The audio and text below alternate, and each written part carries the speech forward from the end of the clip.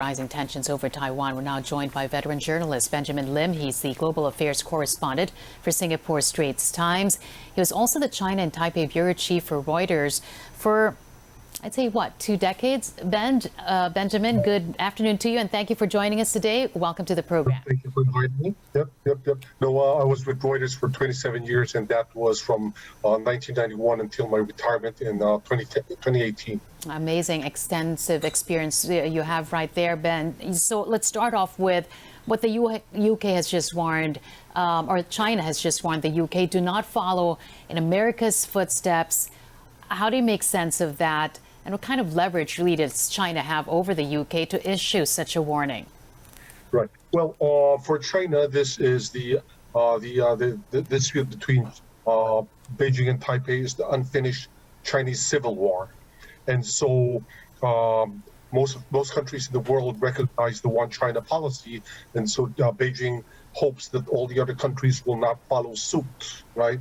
But if you think about it, the intended or unintended consequences of Nancy Pelosi's visit are the following, right? For the U.S., it's an opportunity to sell more weapons to Taiwan. At the same time, they can make China look bad, i.e. demonize China, and then contain China, right? For Beijing, the visit has galvanized the Chinese nation. They're all behind the government, behind the party, but at the same time, the tensions divert attention away from China's woes, including the economic slowdown, the tough COVID measures. And last but not least, of course, China is able to regularize the drills, right? This is now the new normal. And as for Taiwan, they just broke out of diplomatic isolation, right? It's a minor victory, but then it's going to be a Pyrrhic victory, right? But they, of course, have roped in the U.S. to defend Taiwan, they think, and also they're seeking the support and winning the sympathy of Western democracies and Japan. This is not bad news. The tensions, if they're manageable, are not necessarily bad news for the stakeholders, right? But of course, it's bad news for us, the Philippines, and the rest of ASEAN. And so China does not want the UK to, follow in America's footsteps. Okay, we're going to go into that a bit more later on. But first, with what you just said, it seems like this what we've been seeing the past couple of weeks really is beneficial to two nations, the U.S. and China. As you correctly pointed out, it's an opportunity for the U.S. to sell more weapons. And for China, it's sort of, how would you say it? It's like a smokescreen for what's happening locally. But will Taiwan be able to handle the consequences? It's caught right there in the middle. With these actions from both nations, the U.S. and China, will they be able to handle the consequences? Well, if the tensions are manageable, then it's going to be fine for all three stakeholders. But Taiwan is trying to push the envelope, and they want to become a de jure independent, because most people forget that if you read Western media, they all say that the PRC has never ruled Taiwan for not even a day, right? But the Western media tend to forget that Chiang Kai-shek lost the Chinese Civil War and fled to Taiwan and took with him all of China's, or most of China's, gold reserves, as well as all the relics. Hence, the civil war has not ended. North and South Korea signed an armistice in 1953. China and Taiwan never signed anything. So as far as Beijing is concerned, the civil war is not over, and this is all part of the unfinished Chinese Civil War. And going back to the one China policy, right? If I can use a chess game as an analogy, right? From 1949 to 1971, this chess game was called One China, and Taipei had the upper hand. But in 1971, Beijing joined the UN, Taipei was ousted, and China has the upper hand since then. But then Taiwan now wants to change the status quo, because they, of course, you can argue that Taiwan has every right to change the status quo. They do not want to be in diplomatic isolation forever. Right. But then if you want to change the status quo, then there will be, costs. And the U.S. has been trying to help Taiwan change that. Let's go into that right now, Ben, because we've seen this time and again in world history. A nation's quest for self-determination, yet eventually playing into the agenda of another nation, not necessarily theirs. How sure are we that Taiwan right now is not playing into the agenda of the U.S.? Well, Taiwan, even if it's playing into America's agenda, it's willingly doing so, because assumptions are a recipe for miscalculation and for disaster, right? So from Taiwan's point of view, they think the U.S. and Japan will rush to their rescue in the event of conflict. And so Pelosi's visit has emboldened Taiwan, right? Now, the other assumptions are, China is convinced that the U.S. will not risk the lives of American soldiers and go to war over Taiwan. On the other hand, the U.S. suspects China is just bluffing and does not dare make a move that is too risky militarily, economically, and diplomatically, right? But can I just add one last sentence? The meeting between Nancy Pelosi and Tsai Ing-wen, President Tsai, may not have been the most important meeting when Nancy Pelosi visited. Analysts are speculating that the meeting between the TSMC chairman, Mark Liu, was as important, if not more important. TSMC is the world's biggest maker of chips, right? And Nancy Pelosi wants TSMC, or is trying to talk TSMC into relocating its engineers and facilities to the U.S., right? And if you think about it, this is not my view, but this is, a lot of speculation.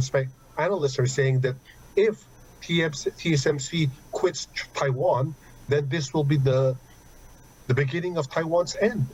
Because if TSMC moves out of Taiwan, then it's tantamount to the U.S.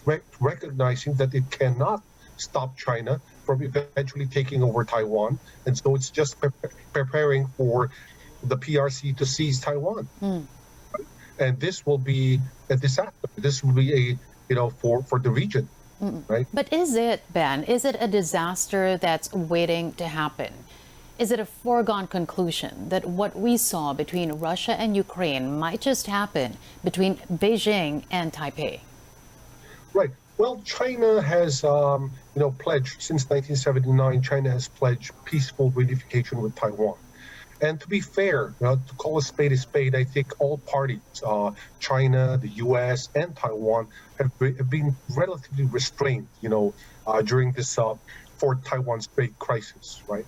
But China is not, trigger happy. They're not a provocateur, right? But then if you provoke China, time and again, then it's going to be, it could be dangerous. It's like, pricking the dragon with a needle, right? And sooner or later, the dragon will feel the pain, no matter how thick its skin is, right? If you do that time and again. And so I think for us, the Philippines, we have to ask ourselves, of course, first things first would be the evacuation plans, right, for all the OFWs in Taiwan. But then the other thing is we have to ask ourselves whether we want to be caught in the line of fire, whether we want to become collateral damage of this unfinished Chinese civil war. And it's not just the Philippines, Ben. It's the whole region watches what's happening. Exactly. Should it remain as that?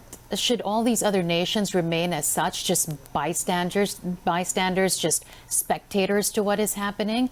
What is expected of the region right now? Right. Well, the region, and of course, all the ASEAN nations have urged all sides to be, to restrain themselves, to be calm. But I think we, the Philippines, I think we have a leader, we have a president who has had a 48-year friendship with China. And how many world leaders, have a 5-decade friendship with China? So we are in a unique position, right, to, talk to China, to convince them to back down, right, in the event, at the brink of conflict, right?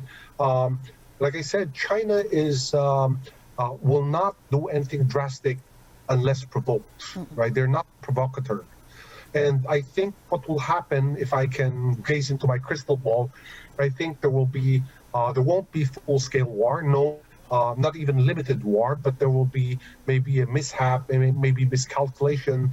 There will be conflict, and then China will be able to force Taiwan to sit down for peace negotiations, right? But then it'll be the brink of war, and so hopefully, because for China, they want to win the war without firing a single bullet. That's according to Sun Tzu Art of War. And so from China's point of view, they wouldn't want to waste a bullet or missiles, right? They think they have the ability to force Taiwan to its knees. They before any conflict, they can buy Taiwanese stocks, they can buy Taiwan property, Taiwan dollar, and later on, when there's conflict, they can start dumping, and Taiwan's economy could crash, and they could force Taiwan to its knees. So, but we should not. Yeah, go ahead. Sorry. Yeah, let's go back to the opportunity for the Philippines here, because it may be seen as an opportunity for the Philippines to broker talks, to talk peace to both nations. We do have ties, strong ties with Taipei and China. But how can it not be misconstrued as meddling into the affairs between these two entities? No. Of course, China does not, they say they broke no interference, right? And we won't be meddling because we are not, sabotaging the relations between China and Taiwan. We're just calling for peace, right? We're calling for restraint. And I don't think that would go down, badly with the Chinese, because the Chinese are for peace as well, right? The Chinese are not, warmongers. You see, all these tensions is good for arms manufacturers, right? It's not good for the countries in this region, even Japan and South Korea, right? But then some hawks, right? And when I say hawks, I don't just mean hawks in the U.S. I mean hawks in China, hawks in Taiwan. The conservatives all want tensions. They all want, for them, it's good news, right? That it justifies their existence. They get a bigger budget to buy more toys, toys, weapons. Yeah, right? But here's the thing, Ben, to the uninitiated, people might just find it really silly or even doubtful that the U.S. would go through such lengths just to provoke war, just so they can benefit from it in the end. What do you say to those who are doubtful that this is really what's happening? I don't think the U.S. administration is, this is their agenda per se, right? This is their objective. But we cannot rule out that the hawks, right, think this. And the hawks, if they have the upper hand, if the hawks in China and the hawks in the U.S. have the upper hand, then there could be a clash, right? There could be conflict because it's nationalism, right? But if this is not the main agenda, then what is? Well, of course, they want to help Taiwan break out of diplomatic isolation. They want to, I don't know if you can use the word change the status quo so that Taiwan can become a normal country, de jure independent, or even, back rejoining the UN, right? That may be the immediate, the clear goal or objective. And what's in it for them? I think for the U.S., it is a fact that China is now the number 2 economy in the world. China is number 2. The U.S. is number 1, and I think the U.S. won't just sit back and watch China overtake them as number 1. The U.S. has to do something. Of course, it's they're claiming that they're defending freedom and democracy, right? But from China's point of view, it's not about freedom and democracy. It's They see a lot of double standards, and they, you know, take Russia for example. The question is, was Russia provoked to invade Ukraine, right? And of course, different people have different takes on this. And so when it comes to China, U.S., Taiwan, or even China-U.S. relations, it's the same thing. You won't be able to convince, hawks otherwise, right? But I think at least for now, the moderates have the upper hand. President Biden, President Xi Jinping, they have been relatively restrained, and they're not, looking for a fight. But then there are people in the U.S. Military, in the U.S. Administration, in the Congress and Senate who, would be happy to see conflict, I think. Let's bring the discussion here to the Philippines now. Secretary of State, U.S. Secretary of State Antony Blinken just visiting the Philippines. Before that, you had the U.S. Secretary of State of the Trump administration, Mike Pompeo, also visiting the Philippines. Both secretaries really reaffirming their ties to the Philippines. How does this now affect the relations between the Philippines and China? Right. For us, I think it's a balancing act, right? And I think our president, is will do very well. He knows how to, what balancing is all about. He won't choose sides. He won't, side with the U.S. or side with China.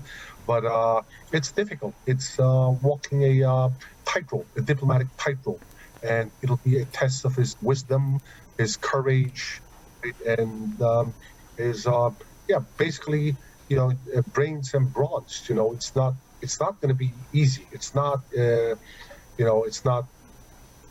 to be tough, right?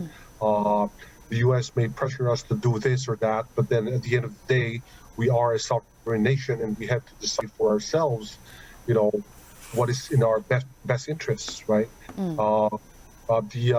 There's no use finger pointing and blaming or trying to determine who started all this, who's trying to change the status quo, because it's a question of which came first, the chicken or the egg, right? Was it China was it the U.S. which provoked China first, or was it the fact that because China's Goliath, it's so big and so it poses a threat to its neighbors, even though it doesn't say or do anything, right? Well, finally, you were talking about the President Marcos here. You're here in the Philippines right now, Ben, to observe the first 100 days of President Ferdinand Bongbong Marcos Jr. How's your narrative looking like? How's it shaping up? How are you going to report on it? Because I work for a Singapore newspaper, and so I will be writing about the diplomatic, his foreign policy as opposed to domestic policy, right? Because I'm not, I don't consider myself an expert on domestic politics here, even though I'm Filipino. Yeah. But I think diplomacy, I think he's still very, he's enigma. He's enigmatic. He hasn't shown his cards yet. He's playing it safe, right? But I think his speech at the UN will be telling, right? And I think his speech at the UN in September could change the world's perception of the Philippines and of the Marcos family, right? Because it was the 1974 trip by Imelda, right, and Bongbong Marcos, right? September 1974, 10 days, right, in 5 cities, and they met Mao. Imelda made mano, but instead of her using her forehead, she used her cheek to Mao, and then Mao took her hand and kissed it. And this is an iconic picture, right? So if you remember, the Chinese Vice President Wang Qishan, when he came to attend, PBBM's inauguration, right? He visited. He paid a courtesy call on Imelda, right? Now, he met, of course, PBBM, Sara, Duterte, but he did not meet Robredo or any of the former presidents or first ladies. So the Chinese have this special relationship with not just Imelda, but the Marcos family.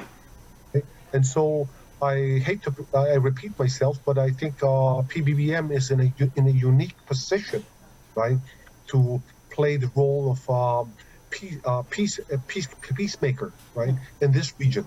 All right, and we're gonna have to leave it at that. And as you said, wait for September for that speech before the UN to really see what those cards are. Yes. As Philippine President Ferdinand Bongbong Marcos Jr. really lays out his plans or his diplomatic plans and diplomatic agenda when he delivers that speech before the UN. Benjamin Lim there, the global affairs correspondent of the Singapore Straits Times, joining us this afternoon. Really appreciate it, Ben. Take care and you keep safe. Thank you for inviting me. Thank you. Thanks a lot.